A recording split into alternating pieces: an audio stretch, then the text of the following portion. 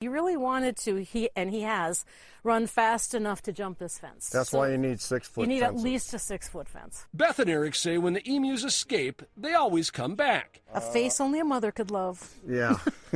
Because for birds like Bud, there's no place like home. Oh, we're living our dream. Yeah. It's really fun. That's it for the Weekend Roundup. Thanks for listening. We want to get your feedback. Send us your thoughts and story ideas to weekendroundup@cbsnews.com. You can find the program online wherever you get your podcast. The Weekend Roundup is produced at the CBS News Washington Bureau. Sarah Fishman is the technical supervisor, and Alan Peng provides production assistance. Have a great week. I'm Allison Keyes, CBS News. Portions of our programming have been pre-recorded. The Good Neighbor Network, WGNS, Murfreesboro, Smyrna.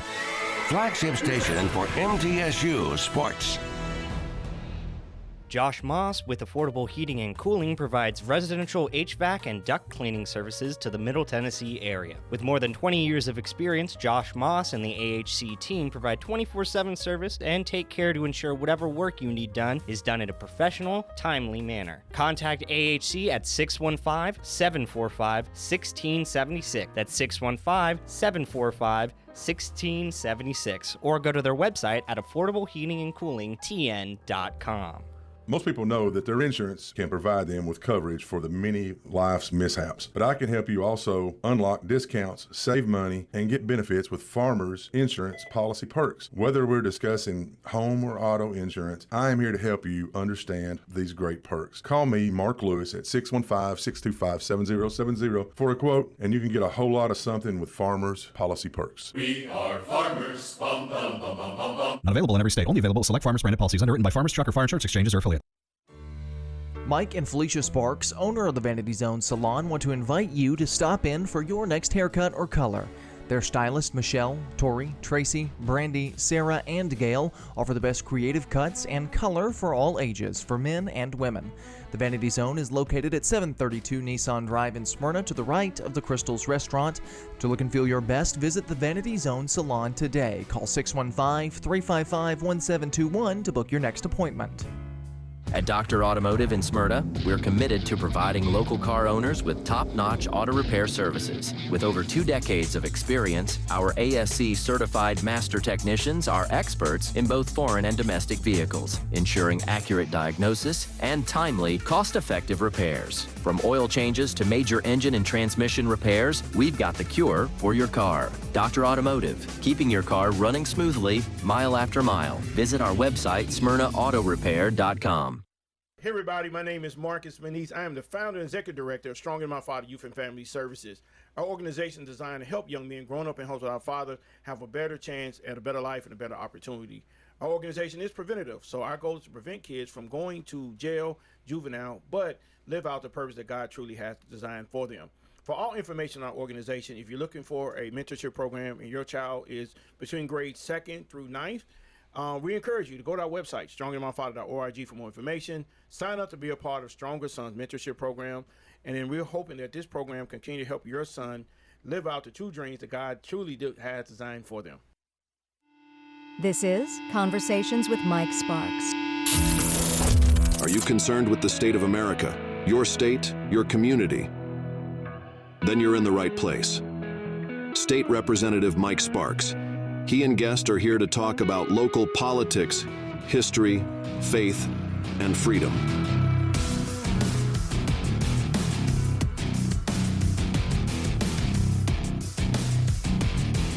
All right, you're listening to Conversation Mike Sparks. I'm your host, Mike Sparks. Connor, how you doing? Doing great. How's school? How's school? You come to my graduation party? Yeah, I'm going to graduation party. Yeah, They just had a couple graduations last couple days. Inside joke. I have a bad memory, so I'm always asking if he graduated. He's like 2 years ago, man. Anyways, speaking of graduation, I was at graduation ceremony yesterday at MTSU. Yeah. And one of my good friends, he graduated with his master's, I believe. Really? I think it's his master's. He could be his second undergrad. Well, you finished your second undergrad last August. Last August. Yeah. So shout out to Matt Rollins. Congratulations, buddy. I don't know if you listened to this, but congratulations. Well, you know, Tiffany Parker, maybe I shouldn't share this live on the radio, but I had special seating for her. She was going to be sitting with Dr. McPhee's wife. Really? On the front row. Really? In a little dignitary area. Yeah. And she didn't show up. Oh. So Tiffany, if you're listening, shame on you. And Bill Ketchum said she's probably asleep. But anyways, you know what was so cool, and this is what the internship program I think is, you know, at state capitol is awesome. And a lot of times it leads to employment. But the speaker at the second commencement, which we had lunch with, was the CEO of Nexstar or something with WKRN, and see, she just had an interview at WKRN. I thought, congratulations! Man, she should have been there. But my sister Vicky, that passed away last year, she would always share with me. She was a very type A personality and went into sales for insurance and really exceeded. You know, she had that brain tumor at 30, which, you know, that set her back. But she would always tell me, she said, your future is determined by the books you read and the people you meet. Yep. And there's a lot of truth to that. And somebody we're going to meet here in a few minutes is Mr. Charles Jones. It's been on the air with us before. This may be the most fascinating guy, in my opinion, in the state of Tennessee. This guy's going to be, how old, Roger? He'll be 95. I believe it's June the 21st. June 21st, 95 years young. Hell. He grew up in Old Jefferson community, the little city that was outside of Smyrna, and owns the Milky Way farm, owned part of Hickory Hollow Mall, the Macy's, and done good with it. He's a philanthropist, developer, and he'll join us here in just a few minutes. But one thing I like about his story is he remembers leaving Old Jefferson community and going down Jefferson Pike before Seward Air Force Base was built. That's, yeah. Can y'all even comprehend that? That's like me saying I remember when the whole in Smyrna on Sam Rayleigh, when that wasn't developed. Do you remember that? I remember that. Oh, I mean, this is, before Seward Air Force Base, could you imagine how small Smyrna was? It's without Seward. What was it, about 3,000 people at one time back then? Oh, I'd say in the late 20s and 30s, 30s, it'd be what? I imagine there was nothing but back roads during that time, or back roads and dirt roads. So, but yeah, Gills was probably still there. No, Jenny. No, Gills if you're came listening, in Jenny. after World War II. Yeah, they've been around. They've been around forever. Hey, no, that market would have been there though. Yeah. Remember the one that his. Well, all right. The original one was on Front Street there, wasn't it, or Laurie Street? Remember, there was the original won the one market there. in the poker game. That might have been her dad. No, it wasn't her dad. It was the guy that ran for highway superintendent. His dad, or grandfather. Anyways, Jenny, if you're listening, or Trish Nash, some historian, let one of us know. But you're straightening out our history. They won in a poker game. Yeah, it was over, I guess, where the Candy's Market is. It's a little gas station across, I think. Oh yeah. But I'm not going to say who you remember, it was. You? Yeah. But way before that, the original one that he built before all that was right there where the old print shop in there was. You know what I'm saying? The print shop restaurant. I think that's where he was in the very beginning. I'm talking over there at Samerty Parkway and Nissan and Jefferson Pike. Yeah. That's Gills one. Yeah, Market. but that's this same guy. But before he did all that. Oh, really? Yeah, Jenny. Call it Jenny. Correct us. He had that very. Yeah, we got Jenny. Mr. Jones may know because that was called Hell's Camp. Yeah, where my car business was and Spooley's Hair Salon, that was called Hell's Camp. It was Hales. It was camp. It was Trailer Town when we went to Old Jefferson School. Some kids would come. Well, to that was Jefferson. after Seward Air Force Base. Yeah. But I can remember we used to call it. They called it Trailer Town. Trailer Town back in. Yeah. Man, that's where Mike Hollingshead grew up over there. Yeah. He used to mow grass. Well, I know a lot of people from over there. That's what they would call it back then. Before we get Mr. Jones to that's come way back, before me, but yeah. What would you want to talk about this upcoming event at the VFW? Oh yeah. I just shot a Daryl Dirk a text. He probably didn't recognize my number, but I was going to mention this night.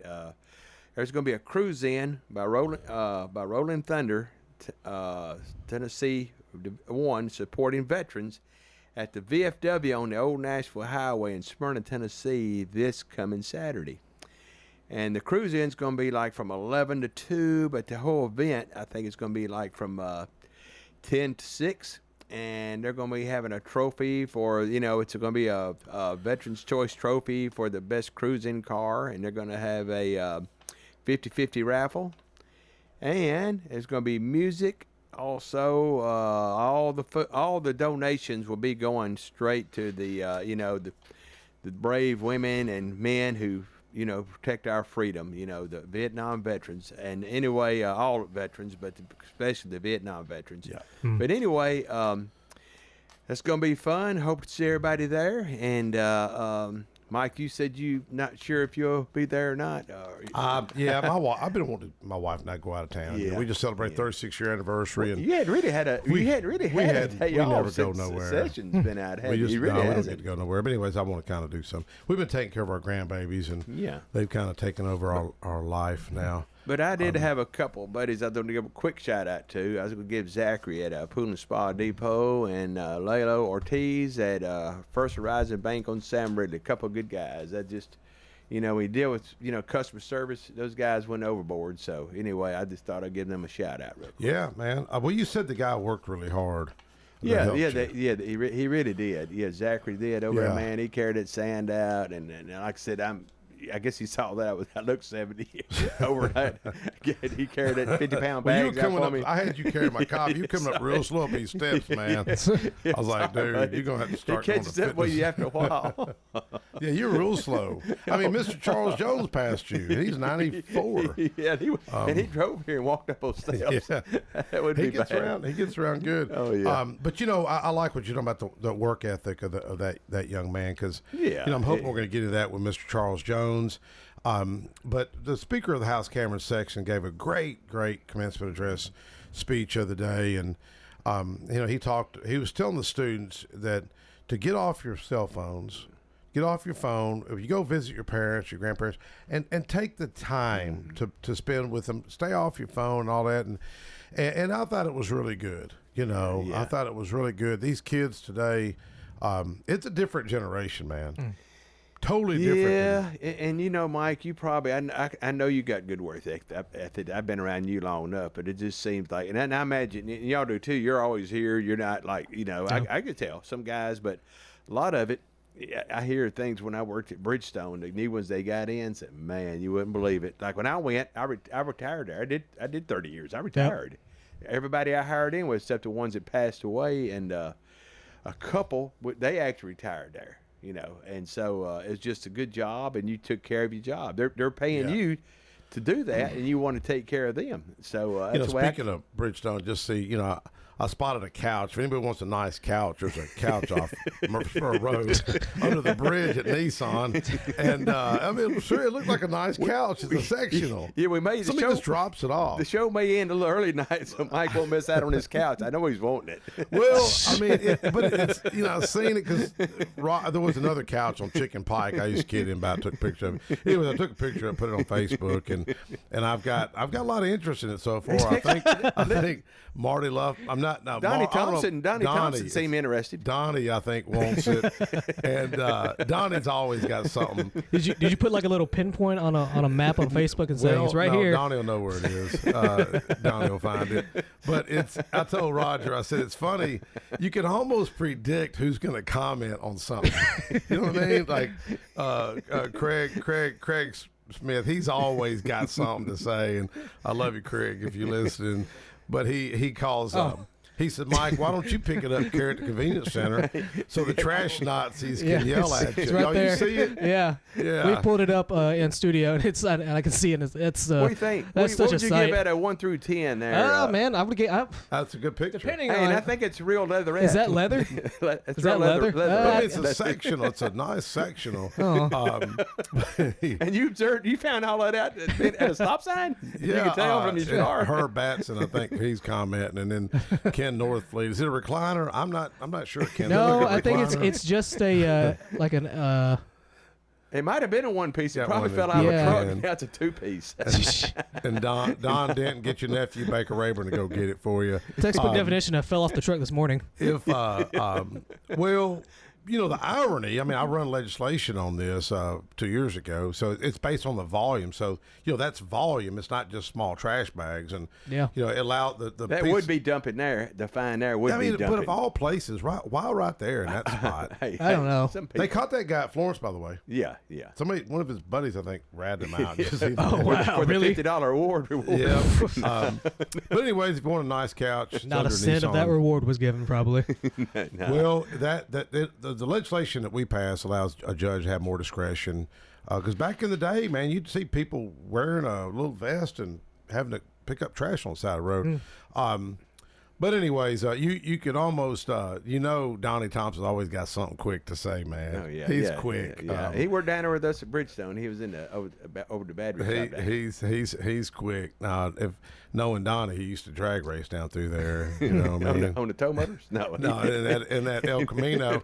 Well, we're going to segue and go into have Charles Jones come back here. Did you anything else you want to get on the VFW? Everything good? I think that's about it. But like I said, it's it's for a good cause, and hope to see everybody there and take donations. And it goes like I said, in these guys, we had them in here.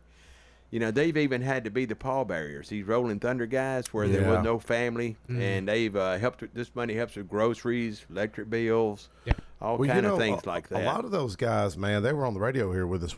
Last month? Man, they're getting Mac and forgot the other guy's name. The other guy, he was at our chili cook-off. The other guy. But these guys are slowing down, and one can't even ride anymore. Another's got a 3-wheeler. Yeah, but anyways, we're going to segue. Let's take a quick break, Connor, and when we come back, we're going to have Mr. Charles Jones, 95-year-old Charles Jones, and my friend Brenda Bryant, and I'm going to talk about a couple of miracles that I've seen, I've personally witnessed, and you'll hear it from Brenda, so she can validate this. But Connor, let's go to a quick break. We'll be right back. AFFI is Middle Tennessee's premier choice for pest, wildlife, and moisture control. They specialize in those difficult and unique cases. You can reach them by phone at 615-300-2395. That's 615-300-2395. Or stop in at 200 Glenrose Lane in Smyrna.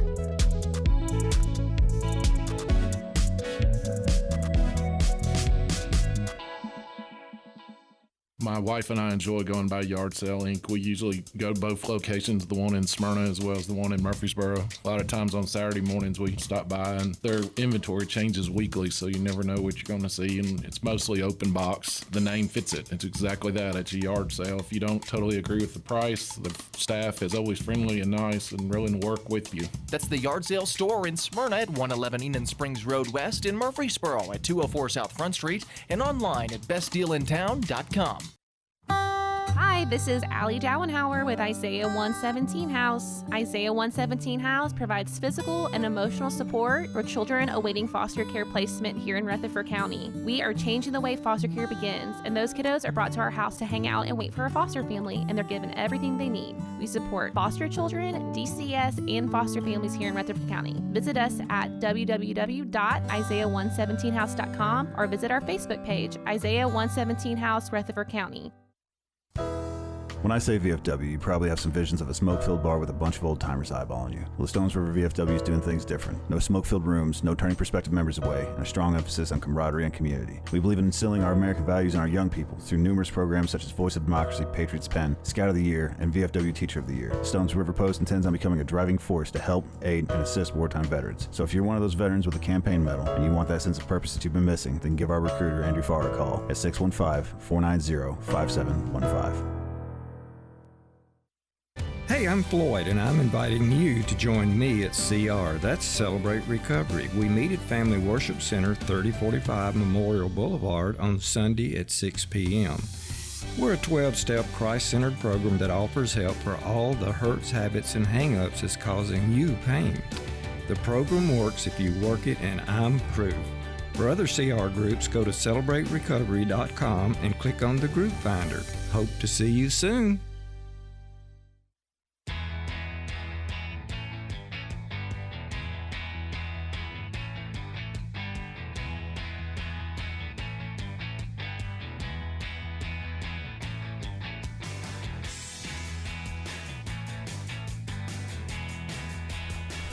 All right, we're back. Conversation with Mike Sparks. I'm your host, Mike Sparks. Got a gentleman that I think is probably one of the most interesting people here in our state. No one has this guy's story, and he's 94 years young, grew up at Old Jefferson, Mr. Charles Jones. And one thing that I think is really neat about this guy is, Mr. Jones, you told me you remember going down Jefferson Pike before Seward Air Force Base was constructed. Is that right? Yeah. Yes, that's true.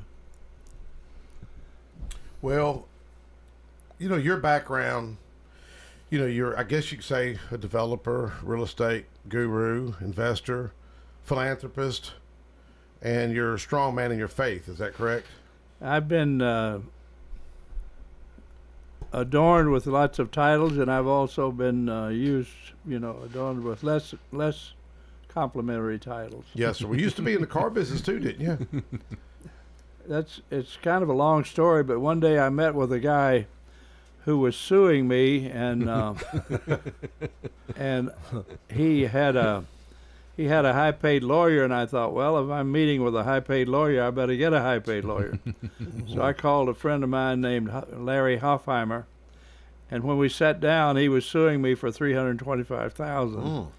And when we were driving home, Larry said, "I've never seen anything like this. The guy's now giving you half of his dealership if you'll be his partner. And if you have to loan it money, he'll give you 8%. And if it doesn't make a profit in 3 years, you'll just sell it all and split it 50-50. And he said, and not only that, they're letting us write up the deal. Really? I said, yeah, I think that's it. That was a Lincoln or Cadillac dealership. The guy had Cadillac, Olds, Pontiac, and Chevrolet all in one place.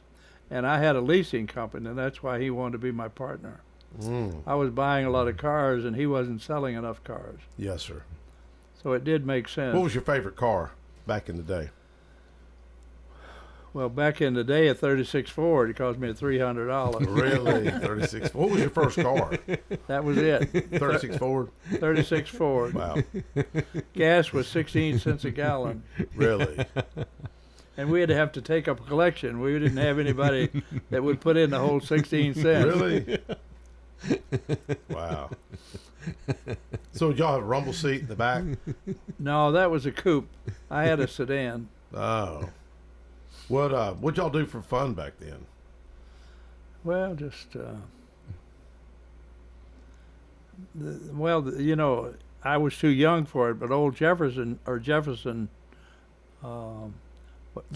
Springs Yes, sir. had a kind of a resort there, a dance hall and Mm-hmm. a bowling alley and a little beach along the river there. So that would be the one off of Jefferson Pike off near Lamar that you're talking about, the Springs. Am I Where correct, the old Roger? big steel bridge used to be, went over, yeah. Had the bridge over the river. My Uncle Ed used to walk across there. My mom said on the top, go across the Ed Hunter. She said he would walk over it. Really? Yeah. That so is that what y'all kind of done for fun? If you want to call it fun, we went across the bridge at Shelby Park. It was about a mile span across there, and the train came as we were. Serious? And we had to hug those steel railings. Train passing about 18 inches away. Oh my gosh! That did sound a little fun right there, didn't it? Just staying alive was exciting. Well, I asked you here about a week ago. I was talking to you. I said, somehow I got talking about keeping up with the Joneses, and I was afraid I offended you. Keeping up with the Joneses. And what did you tell me about the Joneses? I said I've had more trouble keeping the Joneses up than other people have keeping up with the Joneses. Yeah, it is funny. No, I thought it was really well. You know, I go back. I often talk about weird God wink moments, synchronicities, and had something happen to me the other day. I was, had this fatherless mentorship legislation, and sometimes I think people don't take these issues seriously, because I see our culture, kind of just corroding in a sense. The family unit, the brokenness that I see. We're talking about lack of work ethic, and I know there's great young people. I know there are, but I've also seen rising drug addiction. I mean, homelessness. I mean, just walk outside here and you'll probably see a mental health issue. You'll see some homeless just right outside the studio here. And it's a growing problem. And I wrote a little article in my Tennessee Ledger, TennesseeLedger.com, and I put this in there. And I'm kind of thinking, man, I wish people paid attention to these issues. You know, they're important. I mean, our jail is over capacity by about 150 inmates. That's per Sheriff Mike Fitzhugh had mentioned at an event of the day. 1,006 inmates, and a lot of that correlates with the fatherless problems and drug addiction. And within an hour and a half, I got a text from UT that said, "Will you join us at this fatherless conference?" And I thought, man, I call those confirmation. Yeah. And another area, because you would say, well, that's just a coincidence, Mike. When something is highly improbable, those are what I call synchronicities, God-wink moments. And that's what the late Carl Jung, psychotherapist, had even coined that phrase. But one I want to talk about is Brenda. When I first met Brenda, well, not when I first met Brenda, but we were talking, that was years ago, 8 years ago, and my son, Preston, my oldest boy, decided to put his house up for sale, and I just mentioned it to you. I just happened to say, yeah, I think Preston's going to sell his house. And what'd you say? I said that's great because we needed a place where we can house women. Want to try to help some other ladies, women, single women or women with small children, yeah, so that they wouldn't be homeless. And I think Charles has an interesting story about one of the first residents there, the young lady, if you can remember her, Charles. Yeah, when we bought it, you had somebody in mind. That's the reason we bought it. Right. And there was a lady that was living in her car, and she had 1 or 2 children. Wow. And so we bought that house, and Brenda then gave her a place to live. Well, Brenda, you've been through your own challenges. Your husband passed, Paul passed when? Well, it's been about 8 years 8. now. And then when did your church burn down? What was that, 10 years ago? Yeah, that was probably 10 years ago. 10 years ago prior. Pull that mic up. Can you hear me now? Yeah, pull it up. We got it. Speaking of it, but the church burned, and what I thought was interesting is that no Bibles were scorched, no crosses were burned. Correct? That's correct. And then that was definitely one of those God wink moments, because not one Bible burnt, not one cross was burnt, the pulpit was not burnt, yet all the chairs that were like iron or whatever, they turned to ashes. They just all melted away. It's no explanation. And then some lady just happened to call you, right?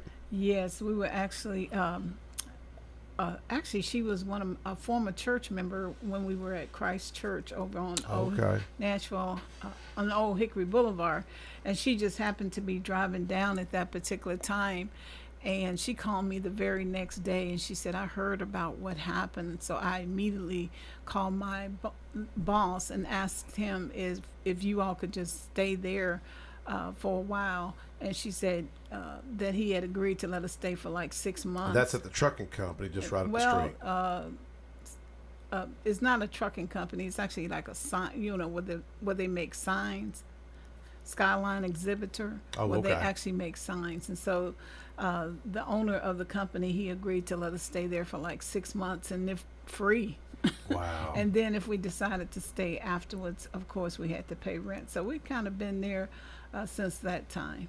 Yeah. Well, you do a food pantry, and yes, I think Marty Loveman's helped a lot on that. Oh yeah, and we work a lot with young mothers still. As a matter of fact, I've got a young lady now. She's actually from South Sudan, and I guess her boyfriend, he is incarcerated. Yeah. And so she has like a 3-month-old baby, and she doesn't have anything, no clothes. Wow. I had to go and buy diapers with my own money. Yeah. To allow her to have diapers for her baby. So we're going to be doing a baby shower specifically for her, to try to get some clothes for the babies and some diapers and some basic things, and to help her get medical care. Remind me, there's the state of Tennessee, we just allocated, I believe it was $1 million, $2 million. There's a group they partner with. It's diapersomething.com. He comes by and sees me every year, and that's the thing this guy does, and he helps families across the state. So my assistant will have that number, so remind me to get that to you. Thank you. Ms. Jones, I know that you put the money up for the house. I hope that's okay for us to share. And you were able to help her where she was later to get her own mortgage and buy the home on her own. Why would you want to do that?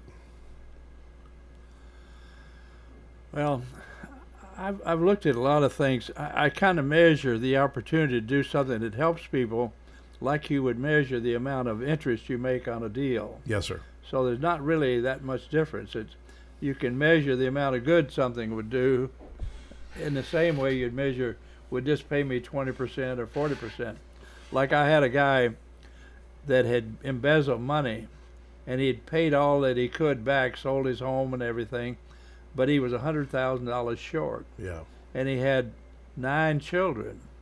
And so I contacted the judge, and he'd embezzled $400,000. He'd paid back 3, but now he still had to go to prison for 8 years. Wow. And so I asked the judge, I said, if he could borrow the rest of the money, would you waive the 8 years? And see, I'm thinking not of him, but of the 9 kids and the effect they have on their life. And so the judge agreed, and I met his lawyer at the bank, and they thought I was some dumb person. Yeah. I mean, who says, could I loan you $100,000, to a guy that's about to go to prison? Well, but if you look at the macro economic side of this, I mean, this guy's going to be incarcerated. If that was today's terms, it'd cost taxpayers $30,000. There's $250,000 that the taxpayers are on the hook. Then somebody's not providing for those kids. So it really is what you did was a benefit to society as a whole. Well, it was a bargain for me. There were not many things that I could have helped that many people that much for that amount of money. Yeah. And he even later was able to pay it back. Yeah. But then I bought a house and leased it to him and let him build enough equity to buy the house. Yes. But I just, if you look at investments at the amount of good they can do and forget about interest, the deals where you're making interest on it will take care of themselves. Yeah. And so you're not going to try to think of every deal as a way to promote benefit, but you need to equate it the same way as you would if it is amount of profit. It's just not cash profit. Yes, sir. Well, what you bought the Milky Way farm, and if folks aren't familiar with the Milky Way farm, my wife pulled up Tennessee Crossroads. They've got a nice video of you talking about that. I didn't know if Connor was able to pull that up. Do you mind if we play this clip real quick? This is Charles Jones on Tennessee Crossroads, the Milky Way farm, and that was founded by the owner. What was his name? Frank Mars. Is that right? It was built in the 1930s by Frank Mars. He bought about 24 farms and put them together. Wow. And he called it Milky Way Farms, and he built a racehorse farm and thoroughbred cattle. Yeah. What year did you purchase that place? In 2009. 2009. Well, we're going to play this clip real quick if it's okay with you. Go ahead, Connor.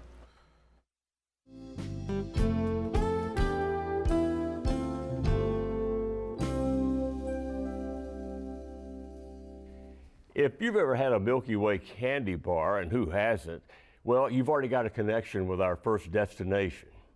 Back during the Great Depression, the head of a large candy bar company fell in love with rural Giles County. So much, he decided to build a massive rustic retreat there. And here's the good part, the new owners are determined to preserve it and share it with visitors.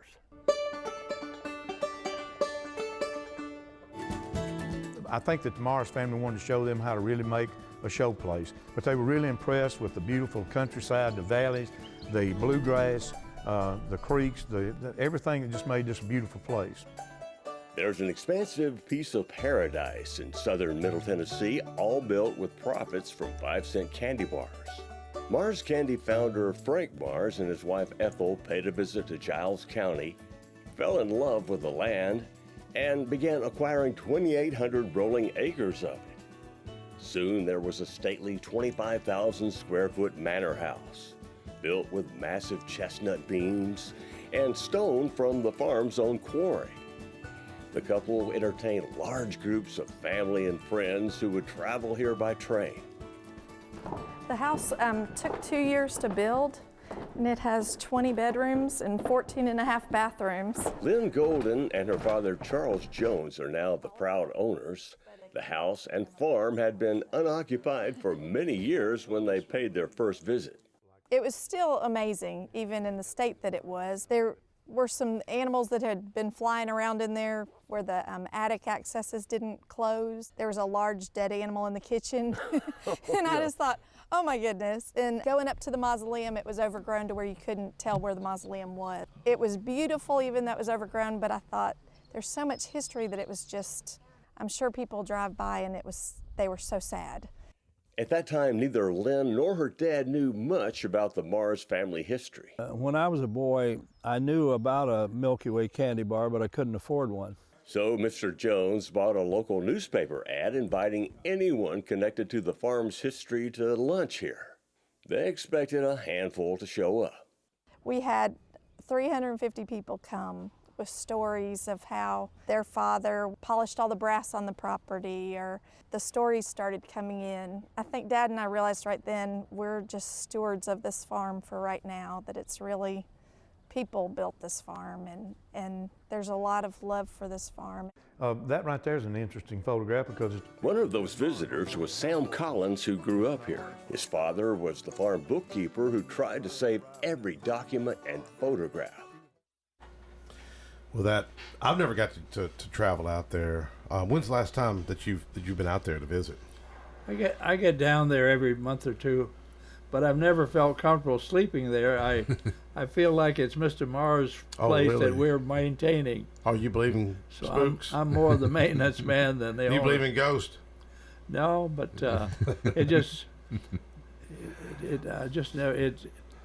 it's a pretty plush looking area where he used to stay, and so it seems like it's his property rather than mine.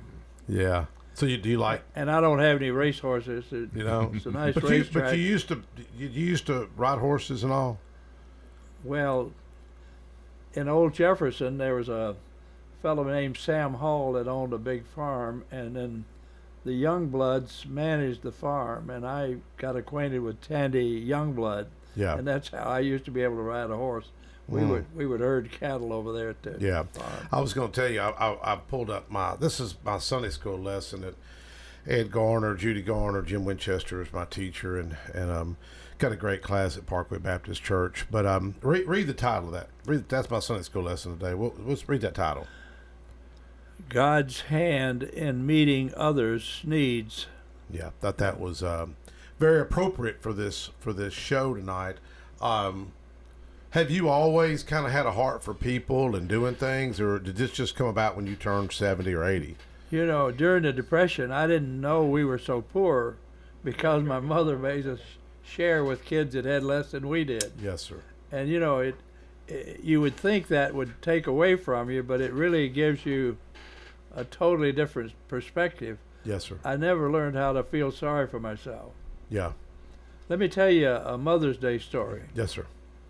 We used to go to the free clinic at Vanderbilt, and my mother would buy me an ice cream in the transfer station when the streetcar came to go to North Nashville.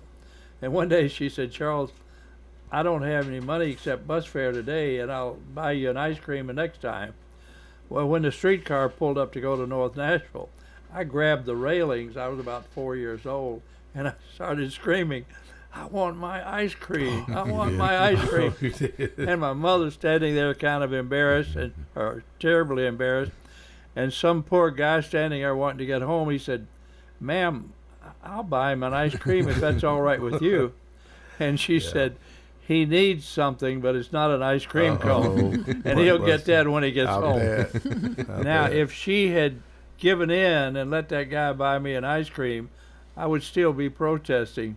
Yeah. But man, you couldn't hire me to carry a protest sign even to a hog killing. Yes, sir. Well, since it's Mother's Day, and you and I talked about this, when did tell us about your mom? What year she was born? She's born in 1898 in Gainesboro, Tennessee. Okay. name was Pyron, or maiden name was Pyron, Pyron. And I'm named after my grandfather, her father, Charlie Pyron. He was kind of a minister and photographer and jack of all trades. Now, farmer. Did y'all go to church growing up? I'm assuming you did. He was a lay preacher also, and I got to speak at the church one time, and there were still people there that had known my grandfather. Really? Wow. Yeah. What year was that? That would have been in 1950, 54, 55, Wow. and he died in 1923. What's the name of the church? You remember? It was the Richmond Chapel Church of Christ. Okay. There were two brothers that lived in that area. One on one side of the went to church on one side of the creek, and the other one went on the other. And the one was a really honorable fella, and the other guy was kind of a little bit shady. And one Sunday night, my mother tells the story that they were singing, "Will there be any stars in my crown?" on one side of the creek, and on the other side they were singing, "No, not one." Really? Yeah. Well, one thing that I appreciate about you is that you have a heart for others, and I hope, because we didn't rehearse this other than Mother's Day, talking about Mother's Day, but you're as equally as passionate about these predatory lenders and what they do to the community and oppression and loan sharks. We'll call them loan sharks. And you helped some people years ago. I came up with the idea that I was trying to get the state interested in buying up. See, the payday loan people spend about quite a bit getting a contract written, and they charge 160%. The title people charge 160%. Payday loan people charge 400%. Yeah. And so what I did, I deposited $100,000 in a credit union, and then anybody that had gotten a payday loan, we could buy it the first month that it was there, and you only had to pay 1 month interest. So it wasn't too bad a deal. And then we let them pay the credit union a 6% interest, so they could go from 400% to 6% by just switching over. Well, what do you tell somebody who, because that's high risk. I mean, folks that they're there in many cases. Now, some are just unsuspecting, like the Miss Helen lady. She thought she'd borrowed money 11%. The dude was charged her 132%. Yeah. He was trying to take her car. Yeah. I made it. Did you ever get to see the video I made? If you go to YouTube, type in Miss Helen predatory lending. It's this Tennessee title loan down here at Jackson Heights. Dude's got a good racket going on. He'll loan you money. You think you're borrowing, and he does it to black widows. Yeah. I mean, literally. Yeah. These are African American ladies. There's so much silence in the community. No one's ever speaking up on this stuff. I don't know if they're scared or just don't care. She thought she'd borrowed money at 11%. He suckered her twice, and I went up there and tried to negotiate the deal, trying to get it down. But it was 11% a month. 11% a month, and I got him on video. It's in a way, it's sad, but it's kind of funny because I zoom in on the contract, 132%. And they asked me to quit video, and I was like, no, call the police on me. We'll make this real interesting. Get the cops involved with this. And they're a piece of crap in my book. I mean, you may not want to be that straightforward on it, but she was telling me Dale, the repo man's calling her. I don't know what Dale's last name is, or I'd be sharing it right now. And he was trying to take her car. She had a sister in the car that was special needs, battling cancer. The sister's now passed. She was probably in her 60s. And I told him, I said, man, do you realize she's got a sister out here battling cancer? And for probably 5 seconds, he looked like he had an ounce of compassion. But I tell you, I've sold 2,000 cars. I mean, I've literally sold. I wrote the book on the car business. Just Google Mike Sparks, learn the car business. You'll see the book. And I've negotiated with all kinds of people. Most people will work with you if you just ask. My mother would often say, "You have not because you ask not." And this guy was not budging. He wasn't budging $1. And I started thinking, I know what it is. He wants her car, so he's going to take her car and buy an $8,000 car for $1,200 because it's only $1,200, and then he's going to turn around and resell the car for $6,000 or $7,000 or $8,000. And this goes on right down the street from here, and no one's paying attention. No, we met a lady. I was introduced to a lady one morning, and she was going to commit suicide at 11 o'clock. Mm. And it was really a payday loan that had just destroyed her. She was losing her home and everything else, and she'd already scheduled. When we met her, she was going to kill herself at 11 o'clock. She have kids? And it wasn't a big problem. We were able to help her get straightened out, you know. But how do you, I mean, you know, if you're loaning money like that, what's your security? Because you're taking a lot of risks there.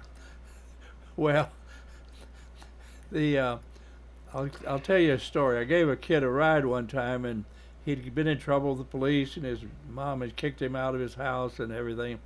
And I was buying his lunch and talking to him, and he became suspicious.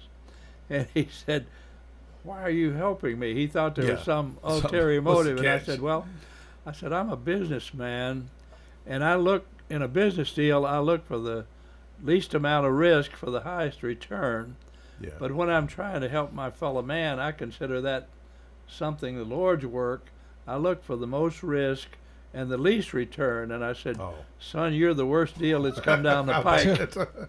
I've had some of those deals with people, but sometimes you just got to write it off, you know. You don't want to look for a bargain if you're helping your fellow man. Yeah. In the Lord's work, you want to look for the highest risk. Exactly. But in business, you want to find the least risk for the most return. Well, one thing that you, I need to set the meeting up. I've talked to Bob Freeman. You know, he lost his father. He's a lawmaker in Nashville, and Freeman Web Development. I think you put a deal together with his late father. I bought St. Bernard from them.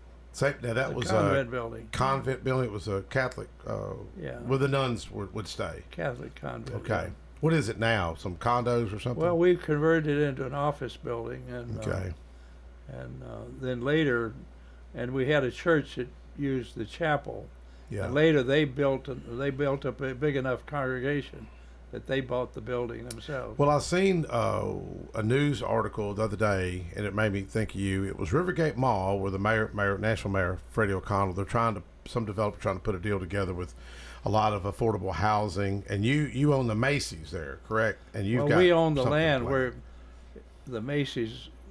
There's 12 acres there, and it's been approved for 320 apartments, and then a hotel. Yeah.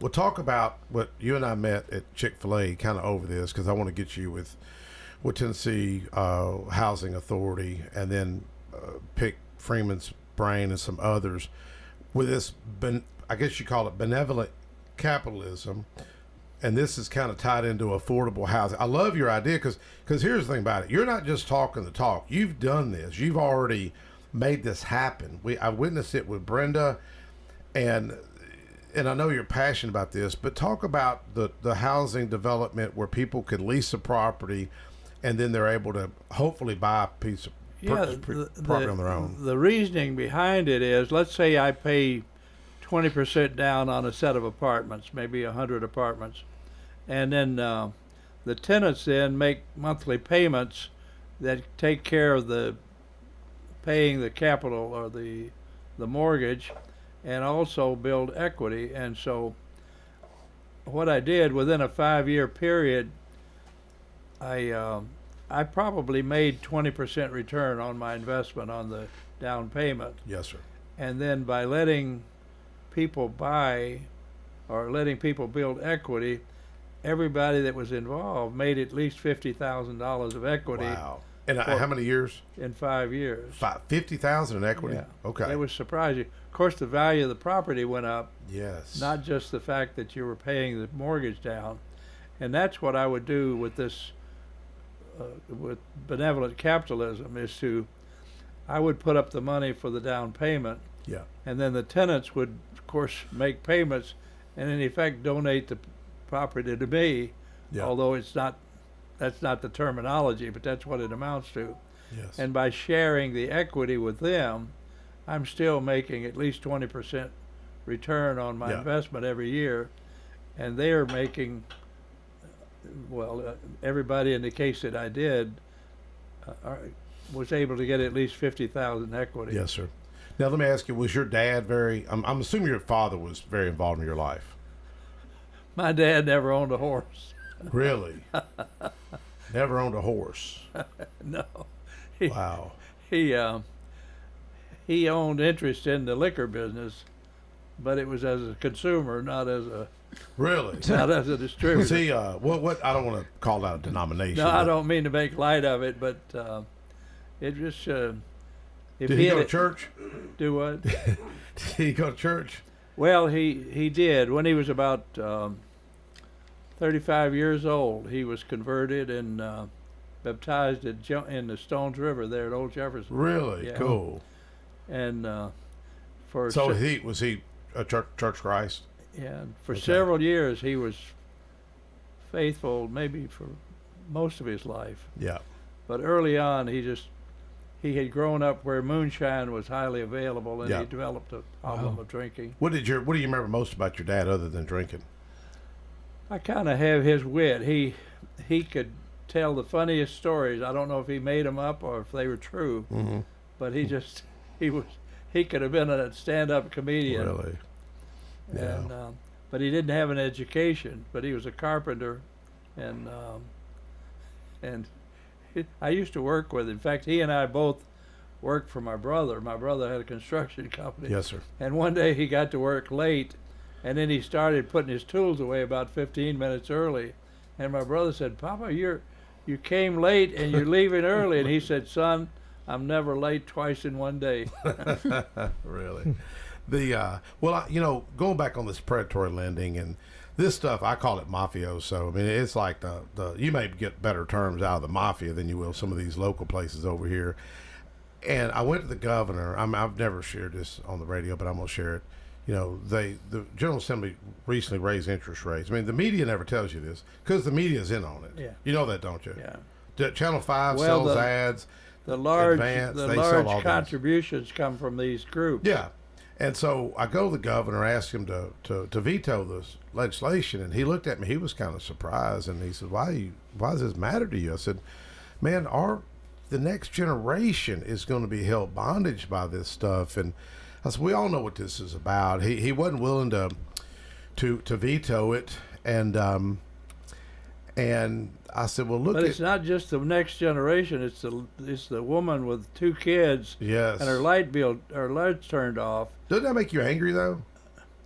Well, I used to do I did a deal one time with the Teamsters, so I'm not offended by an organization being a little harsh. Yeah, but seriously, I'm not trying to pitch on spot. Do you ever get where you just want to cuss and get so angry where you see the breakdown of where our culture is? No, I feel that God is a lot more in charge than anybody realizes. Yeah. And the person that's doing the greatest harm is in the greatest danger. Yeah. And I really think more people should alert someone that is really meaner than the rest of us, that they are in more danger than we are. Well, one thing I did ask the governor if he would, I said, well, if you can't veto it, can you at least start stressing financial literacy to some of these, to some of these young people, and not just young people. I mean, middle age, older. My father was World War II. He was a hard guy. And he helped me get my first car, and I remembered. And I sold it, made a good lick on that car. It was a '69 Camaro, made $1,000 on it, and then I had another '68 Camaro. He put the money up, but he always told me, he said, if you don't make that car payment, I'm gonna repo the car. You better park that car. But I was telling the governor, I said, I bet you wouldn't be governor if it wasn't for your father. Yeah. And he kind of paused, looked at me. He said, "No, Mike, you're probably right, because buying that old Camaro, which would be worth a lot of money if I still had it today." I sold it to buy my first house at 22. But, we got these young guys in the studio, Jeremy here and Connor. I mean, let me just ask you, Jeremy, when are you going to buy your first house? That's a great question. That's Connor, a great question. when are you going to buy your first house? You don't know? Well, I just signed rental forms last Monday. That's my first big foray into being an actual adult. So it's a scary thought. It's sad, you know. You know, I'll bet there's many property owners that if you just introduce the idea to them of sharing equity with their tenants, that they would do it. I mean, it might take a little sales job, but I would like the opportunity to talk to people that own whatever they ask. It could be an office building or an apartment building or whatever. I think at least 20% of the people would probably be willing to share equity with their tenants. You know, Dr. Krause that does a show on Thursday morning. His daughter's Jennifer Krause, and he's done some similar things. He's a professor at Columbia State and Montlow. He's done that similarly. We've got a caller. Caller, go ahead. Hey guys, this is Marty. Hey, sorry to keep you on hold, brother. How's it going? Going good. I'm really enjoying listening to Mr. Jones talk. I mean, fascinating man. And Mr. Jones, I raced my horse on your property down there for several years. Could you hear him? On the Milky Way? Yes, sir. Yeah, it's been a wonderful place to own. It's just my mother, one time I told her I had bought something and the monthly payments were more than my gross income, and 3 or 4 years later she said, "Charles, I'm going to quit worrying about that deal." And I said, "What is that?" She said, "You said your payments were more than your income, and yet you still own it, so I'm going to quit worrying how you do it." Well, Mr. Jones, I got to share this with you. The years I was down there, I don't know who occupied the home at the time or who worked in the barns or anything. I can't remember, but I do remember this specifically. The house was definitely haunted by all people that was in it. They told me that. Well, I used to own a Catholic where the nuns lived. Somebody asked me if it had ghosts, and I said, "Yeah, but they're all friendly." So I think any haunting from Mr. Mars would have been, they'd probably give you a candy bar. Yeah. Well, they didn't complain about it. I mean, it was just common knowledge amongst them, I guess, because they shared it with us when we were down there riding. Well, hey, Marty, real quick, you're one of our Tennessee historians. You like putting deals together, don't you? I try, yeah. And you like putting deals together. Mr. Jones, okay? Yeah. He's looking at me like, uh-oh. I'm nodding here over the microphone. Here's the deal. I'm going to make you an offer. We need a golf cart at Sam Davis' home. I can raise a little money. If maybe you and Marty can help, and I'll do some bartering with you on some radio spots. Maybe you do a weekly wisdom update on WGNS here, and Marty, we work out something with State Farm or something. But the golf cart can be used for Old Jefferson tours, can be used at Sam Davis to help seniors to get around. Well, Marty can't walk and very limited, so it would even help Marty. But I'm gonna put a deal with you and Marty live on the radio. Can you do that? Yeah, I've never done a small deal, so maybe. Oh, that's just too small for you, huh? We can make it bigger. It would probably have to be 1,000 golf carts to make sense. Yeah, look at Brenda looking at me like, Mike, what are you doing? You know. I once was reading the Wall Street Journal at a donut shop, and I saw a sign at 520 townhomes for sale. Oh my gosh! And I thought I'd like to see a big auction, and I wound up being the buyer. Wow! Wow! Yes. So I once ordered 1,000 Oldsmobile convertibles, and the factory threw the order out because they said they were only going to make 1,500, and they didn't want to. 15,000, and they didn't want to sell one dealer 1,000 of them. Wow. Yeah. Even though my bank was willing to put up the money. Well, you and Marty are similar. Marty built his building on Nissan Drive. He had a vision. I think Paul Johns gave him the idea, if I'm not mistaken, Marty. And he built that. Yeah, I'm mistaken. I always kind of jab at him. But he built that building at 33 years of age. He's done a lot of risk taking and a lot of creative things, and probably made some good deals. Probably made a few bad deals along the way. But what advice would you have in the last minute we have here to young entrepreneurs? Well, I guess I did a radio show one day where I said there are 25 ways to say no, and one of them is yes. One way you say no is yes. You say no, okay, and it really means yes. Right. So anything you're doing, if you don't get anybody saying no to you, it's probably not worth doing. Yes, sir. Yes, sir. Well, Marty, we appreciate. It's nice listening to you, sir. Thank Roger, you. Good talking to you, Mike. Thank Brenda, you, brother. Are you up there, Brenda? I'm up here. I've been quiet, Marty, but hello. You sure are. Well, Brenda, it's good hearing from you too. It's good Y'all talking. have a nice weekend. Thank you, Marty. Thank you so much. To Marty. Thank you, Brenda. Thank you, Connor. Thank you, Jeremy and Roger. Miss Jones, we're out of time. I want to have you back up here sometime, okay? Well, let's talk about some specific idea. I mean, specific yep. opportunity that we can put together. If I can Well, overcome my stuttering here. Are we still on air? We're still on there. Well, I've got my friend Amy Mabry with Action Homes.